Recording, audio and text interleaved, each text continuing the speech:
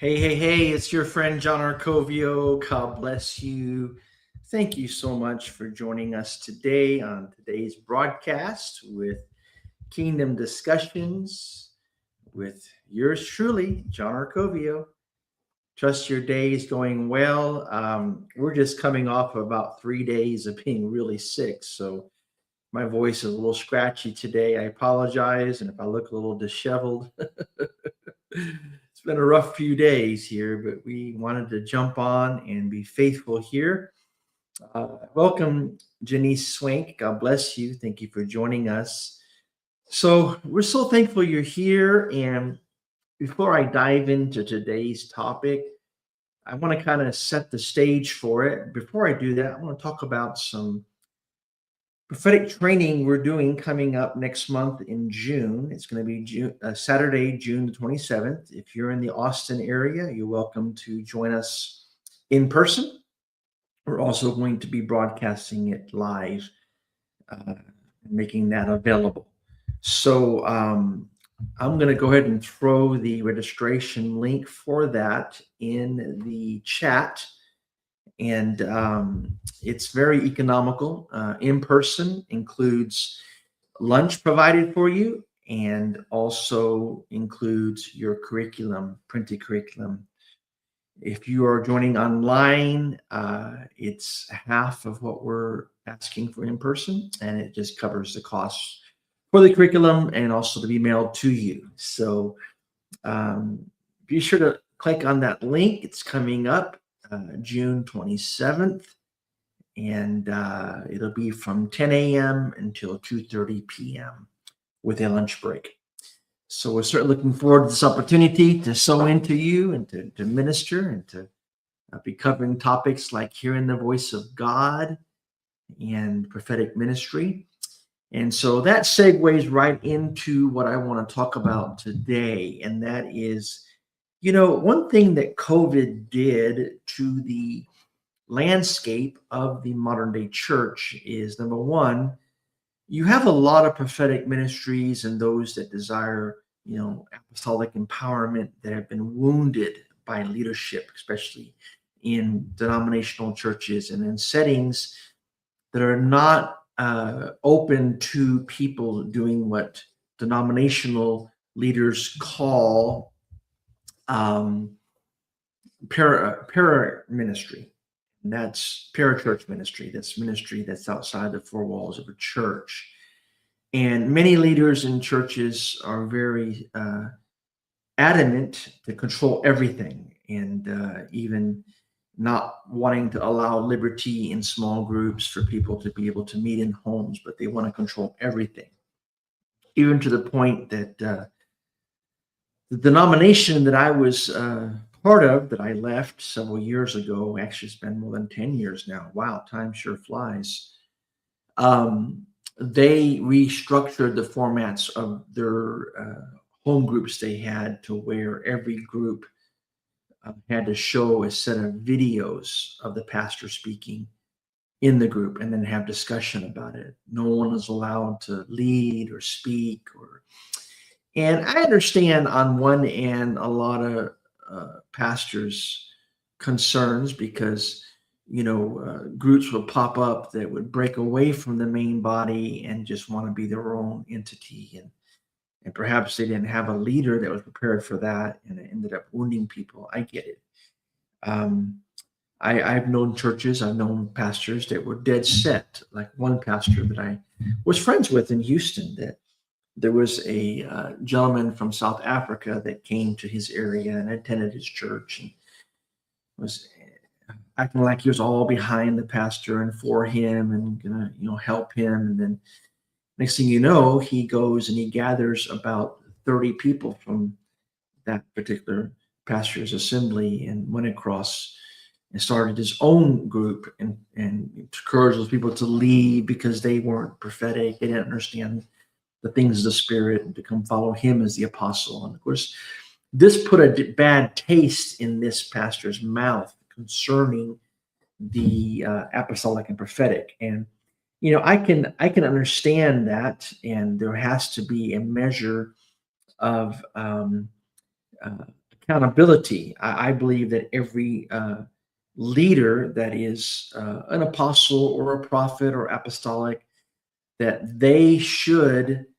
um, they absolutely should honor um, the uh, the leadership of a local church. I 100% believe in the leadership of a local church, and I honor pastors, I honor shepherds. And so this is kind of the basis of what I'm going to be talking about today, because not only was many what I call Facebook prophets and ministries and social media leaders launched from uh, COVID. Now, it has its good and its bad. I was not very versed on doing what I'm doing today, a podcast. And COVID forced me to learn how to get more professionally set up, nice green screen backgrounds, and high quality mics and cameras and stuff like that, to have a high quality of leadership. Hey, Aaron, God bless you. Welcome. Andrew Hurd. I'm not sure if Andrew's on. Maybe I accidentally clicked on his name. Anyway, just want to say that it produced a lot of people that discovered they didn't have to be accountable to anybody. They didn't have to be in submission and honoring a local assembly of any sort, but they could just operate from their home. And with the advent of how social media, especially, reaches around the world, when you broadcast, it goes worldwide. And you're talking, what, 8 billion people? Of course, you're going to be able to gather, 20, 30 people to follow you. And it just, the prophetic in the past few years has really become the wild, wild west. And especially people that were wounded and injured by ministries, then it's the concept that you don't have to be accountable to anybody. You don't have to submit. And submission is not a bad word. Submission is safety. It's a safety net. We currently are ordained by, and we are submitted to, several apostolic coverings, primarily one that John P. Kelly led for many years from Dallas. It's called ICAL. Actually, it's US Cal is the actual name now. And wonderful man of God, Mark Pfeiffer from Chillicothe, Ohio, is now leading alongside John P. Kelly, and he's doing a wonderful job. And we honor them. And there are different convening elders that speak into our life that we honor, and that's important. And it's vital. But I want to kind of narrow this down, because really the issue is about family. And the health of a good family is that you do have a spiritual father and a spiritual person in your life that can speak into your life. It's vital. No man or woman can be an island. And I come across apostles and prophets that they just, not only they find out they can do their own thing, gather people, and even get economic support without having any outside input or covering or anything. And of course, people come and they say, well, your covering is the blood of Jesus. You don't need the covering. And that's just a knee-jerk response to manipulative and dominating denominations and organizations. Or God's your father. And even talk about Jesus said, do not call any man father. And as an excuse to not have a spiritual father speaking into your life. When you look at the book of Hebrews, especially Hebrews 13, where it talks about how you should obey your spiritual leaders and do what they say. That's not obey and submit to leaders until you get powerful enough that act like you've got us, name someone. We've seen recently the demise of Sean Bolts, and he claimed to be under the care of several spiritual fathers that really had no clue of what they were doing in their life. And even one of them tried to reach out and bring him correction, but he would not honor it. You never reach a place that Hebrews 13 does not apply to your ministry. It doesn't matter how big you get or how many following you have or how many places you speak. And And, we still have to honor obeying spiritual leaders and do what they say, because their work, Paul said, is to watch over your soul, because they're accountable to God. And it's important that we understand this is a principle. It's vital. A father's care is beautiful. A true spiritual father is not someone who has a heavy hand and keeps you under their thumb. Jesus, when he was on this earth, he cared greatly about the spiritual needs of his sons. And that was the Matthew, Mark, Luke, John, on and on. And he invested a lot of time to them so they would be successful, so the kingdom of God would be successful and move forward. He spent time to give them wisdom and understanding and knowledge. He taught his spiritual sons about God. He demonstrated to them how to do ministry. He trained them up. He raised them up. And then he empowered them and released them and gave them power and authority to do ministry, and even to use his platform to preach the gospel. And you can see that in Luke 9:1-6, where Jesus equipped them and released them. Even they might have been ready. They were still fighting amongst themselves. They still had an orphan mindset in wanting seats of power and wanting to sit on the right hand, the left, and especially James and John, the sons of thunder. When a city did not receive the word, they said, "Lord, do you want us to call on fire and destroy them?" And Jesus said, "You don't know what spirit you're of." Because true fathers empower their sons, and true fathers give them platforms. So I think it's a dichotomy of why we're in the place we are, why we have so many orphan-hearted and orphan-minded ministries that are, all across this nation. It's, first of all, it's because, what you do is you end up ministering and end up working with people, and to love them and to pour into them and to sow into them. And, and you raise them up with a desire to see them be empowered, to see them go forward and to do this type of work. Desiree Santos, you said you have a question. Absolutely. You can type any question you'd like to in the chat, and I'll be happy to get to it and to answer it during this time. So, it's just vital for protection to have that covering. And we look to Jesus as our example on how to do things. Jesus was the perfect example of a spiritual father. Jesus even called himself a father. Hebrews 2:13 tells us that. And Jesus called to himself sons who God ordained for him and appointed to be with him. We see that in Mark 3:13-14. And Jesus, again, as I said, he gave his spiritual sons access to him every day. Now, his sons didn't have to go through a bunch of hoops to try to get to him, and to try to schedule time to talk to Jesus, and they had direct access. And I think that right there is vital. I think anyone who calls himself an apostle or spiritual father, but does not give direct access to sons and daughters that he's sowing into, but wants to name how many sons and daughters he has, but they have no access, that's very harmful. That's very, very dangerous, actually.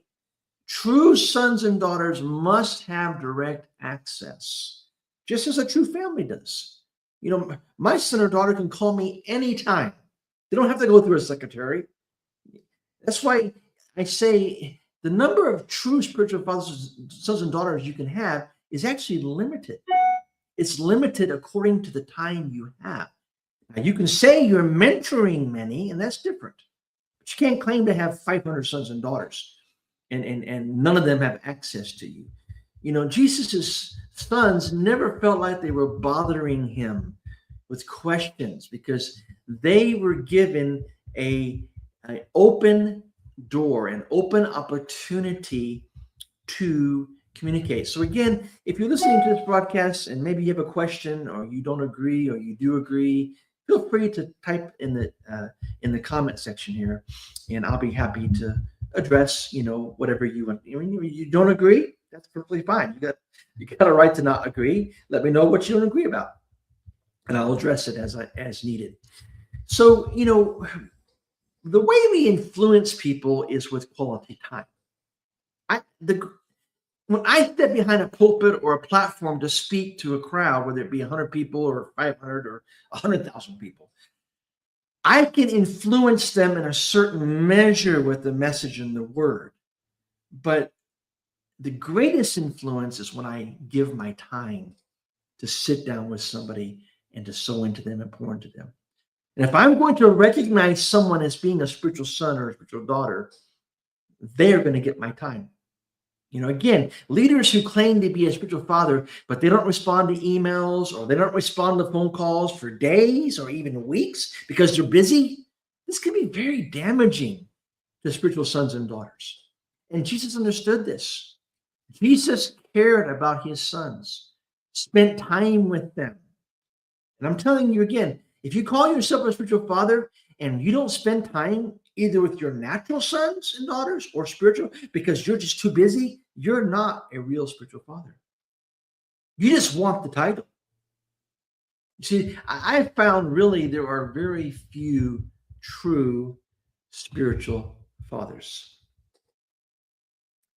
And let's see this question here. I am apostolic for 20 years.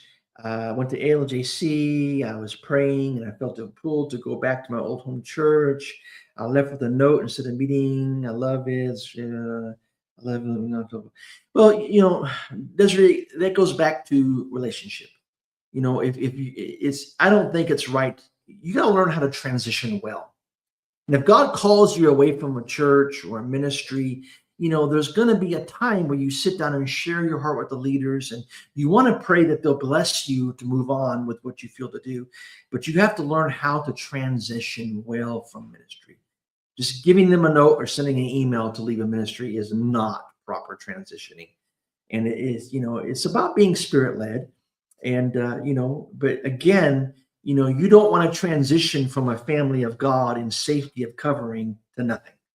God's not going to have you transition that way. God will transition you into what you're doing, and it's just important that you understand this and you flow. And I'm not all about branding and denominational names, and I'm not here to grind an axe with anybody who was part of a group or not part of a group, but you got to follow after God. No, I'm not in a denomination, so to speak. I am ordained by two different apostolic coverings, and I do honor their authority in my life and them speaking into my life, and that's important. So, if you're feeling a pull to go back to your home church, then you obey God, Desiree. There's a reason for that. If God's leading you to do that, then it will enhance you and bless you. And there are many, many pastors of denominations that are good men, and they're good leaders. And if that's what God's leading you, then go be faithful, support them, honor them.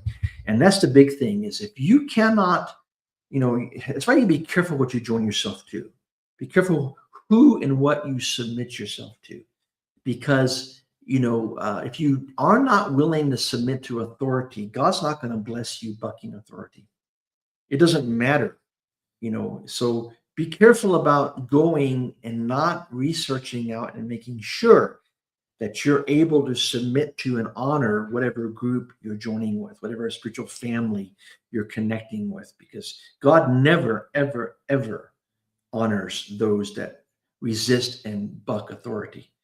And if there's a group that they have certain rules or things they call standards or things they want you to do that you're not able to, then do not make that mistake of thinking you're going to come in and change them.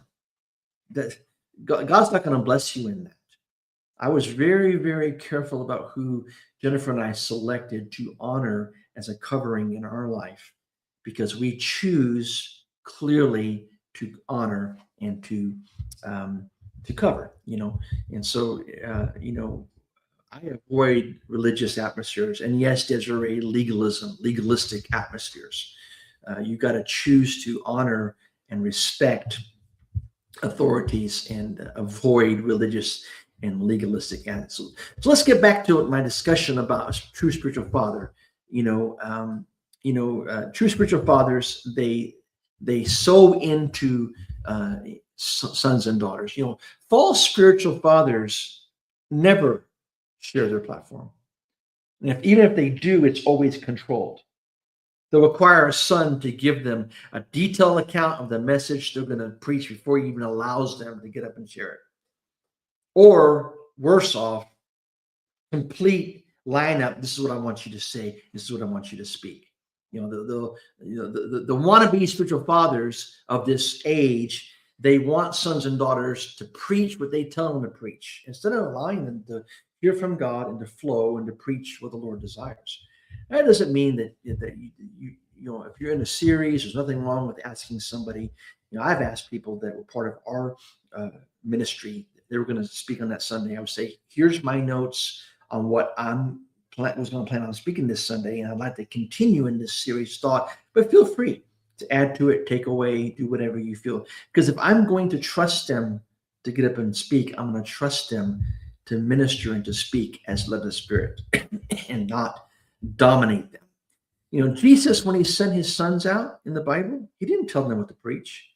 All he said is, as you go, preach, saying the kingdom of heaven is at hand. And if Jesus can trust the 12 disciples, they were a motley crew. They were very immature. Look at their attitudes and their responses. But Jesus trusted them, because false spiritual fathers may allow a son or a daughter to step in their platform and minister, but they never fully give them the inheritance. They may do it out of obligation and not genuine love to see that son or that daughter to truly excel and be blessed. Jesus believed in the ones that no one else believed in. Jesus took the ones who wouldn't make the cut in formal ministry or have formal training and transformed them into the most powerful and greatest ministers of that age. My heart is, I want to be a true spiritual father that believes in sons and daughters and does get the best out of them. And the reason why, if I'm a true spiritual father, I'll get the best out of those that I'm raising up and empowering, is because I treat them the best. When you look at Jesus, one of his main priorities was not building his own brand, his own name, and his own ministry, but he gave himself to building others. If you find a house that has a spiritual father that's committed to raising up and building others, that's a good house to be part of. Being a spiritual father is not just a title, it's a lifestyle. Jesus, every day he lived on earth, worked diligently to see the life of God established in other people. This could only be done out of a deep and personal relationship with his sons and daughters. So again, any father or so-called father that is not willing to spend time with sons and daughters like Jesus did is not a father at all. I spent a brief time a part of a network. It was an apostolic prophetic network. And I really desired to, for the leader, just to have a coffee with me. And for 2 years while I lived in that area, I lived 45 minutes from this leader. For 2 years, I asked over and over and over, just tell me the time and date. I don't care if it's at 11 o'clock at night, 5 in the morning, I'll meet you for coffee. Just to be able to glean. And he never had time for that. And finally, after about 2 years, he had his secretary send me a letter saying, as of now, and he named one of the upcoming ministries that was working under him, he's going to be your apostle and your spiritual father.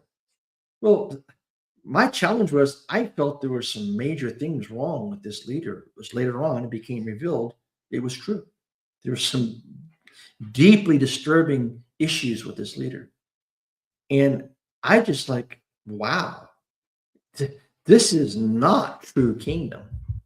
And it really left a bad taste in my mouth, but let me know, God, don't ever let me be a fake father. What's a fake father? Fake fathers don't even put the effort to spend time with their sons. And again, they're nothing but fakes. All they want is the title and the recognition to be apostle or father, like the Pharisees did. And you read in Matthew, 23 verses 1 through 12. Jesus dealt with this. And of course, that's what Jesus was saying, where he warns in the scripture, don't call leaders by the title father, who simply desire to be titled as a form of honor before men. That's why Jesus told them, call no man father, because it was just a title. It was just a fake one.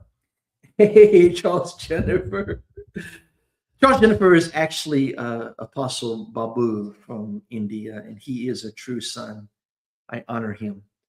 And hey, Apostle Babu, now that I've got your attention, I need you to sit down with your son, your natural son, and your daughter, and I need you to write up a 1 or 2 page business proposal for what we can possibly do to help generate income for the ministry there in India. And I'll send you an example of a business proposal if you'll do that. Sorry, folks, I'm taking care of business here, but I've been talking with my son about getting a way to build a residual income to help the ministry in India. So God bless you. And yes, I love you, Babu. You're a true son in the gospel, and I honor you.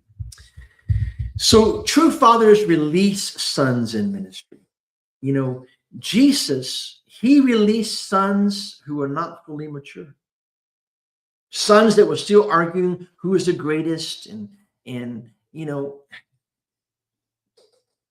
yes, you need to have sons that develop into healthy ministry. And yes, a certain level of maturity must be attained before a son is truly released in the ministry. But Jesus understood that if one had to be perfect to be in ministry, then no one would be in ministry. I certainly wouldn't be in ministry. I'm not perfect. And he knew this group of sons were going to continue abiding in the presence of God until they attain that place of spiritual maturity. Therefore, I believe this is why Jesus trusted them with ministry. Let me tell you what the challenge is. The challenge is control. Control. Any issue that ever takes place in politics or religion, the issue is never the issue. Control is always the issue. You can be guaranteed that, no matter what they're harping on. People that harp about this and that, it's really all about who's controlling things. The challenge is controlling leaders can never trust sons with true ministry. These type of fathers will always overlook their own faults and flaws and see all the faults and flaws of their own ministry. Yeah. So, it's really, really important that we understand we all are standing in a place of love and standing in a place of needing grace. Amen. You cannot justify faults in your own life by ignoring faults in others. So, of course, fathers that have sons in the natural, many times I've seen nepotism where that son will always be ready for ministry in their eyes because of the desire to control things through a family brand. Even if that son, like the sons of Eli, are not doing right in the eyes of God, they'll always be right. Because why is this? Why does this happen? Where leaders empower sons that are not fit for ministry. It's about control. Again and again, false spiritual fathers always do things according to the flesh, not according to the spirit. So Jesus treated his sons as though they were more mature than they really were. And I believe because he did this helped bring them into greater levels of spiritual maturity. They matured rapidly because he treated them with respect and trusted them. I've seen spiritual fathers that were false, that couldn't even honor and treat sons well, even though they were mature and they were ready.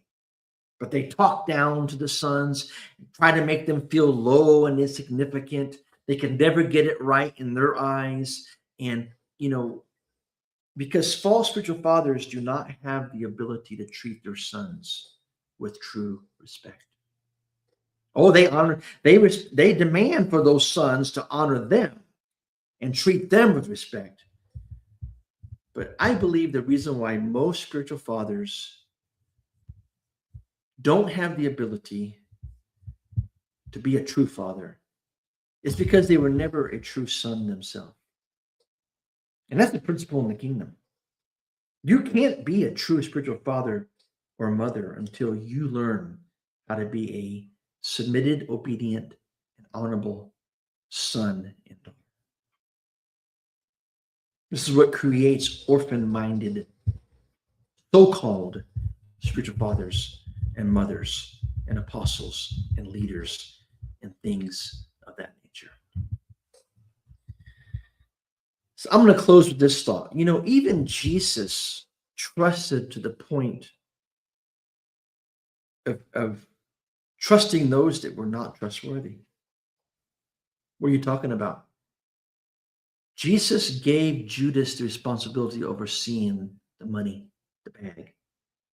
You can't tell me Jesus didn't know that Judas was deceitful and a thief.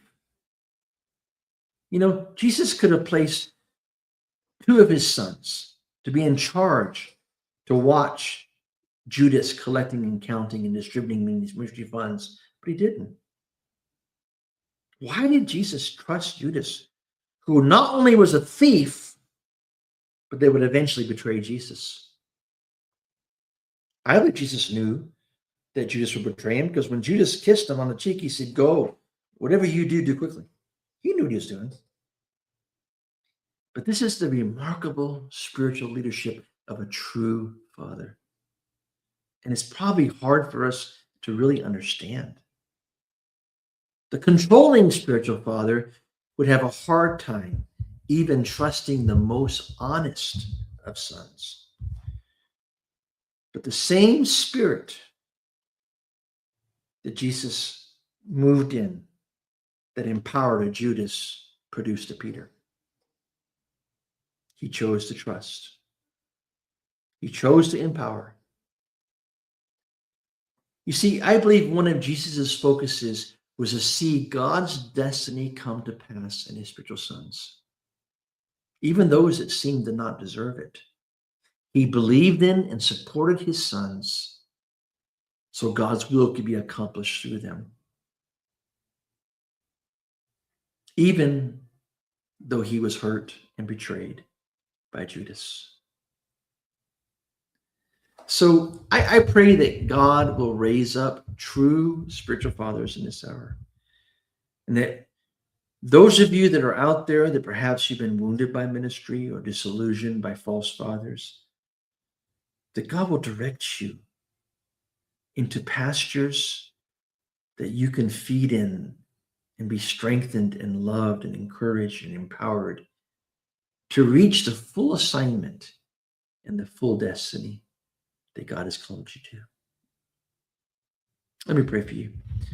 Father, right now, I just pray for every single person that has been on this podcast. Regardless of what background they come from, what church they attended, what kind of leadership they've been under. If they've been under abusive leadership or a false spiritual father, guide them into green pastures, into a place of rest, into a spiritual family that can strengthen them and bless them. And so, Father, I just ask in your name that you just allow these words today that have been spoken to bless others. God bless you. Shalom. I'm going to put the link back in there if you want to join us next month for our 4 hours of teaching and training. That's going to happen both in person and online on June the 27th. Please click on the link and join. And God bless you. We love you. Thank you for joining us today, and have a beautiful day.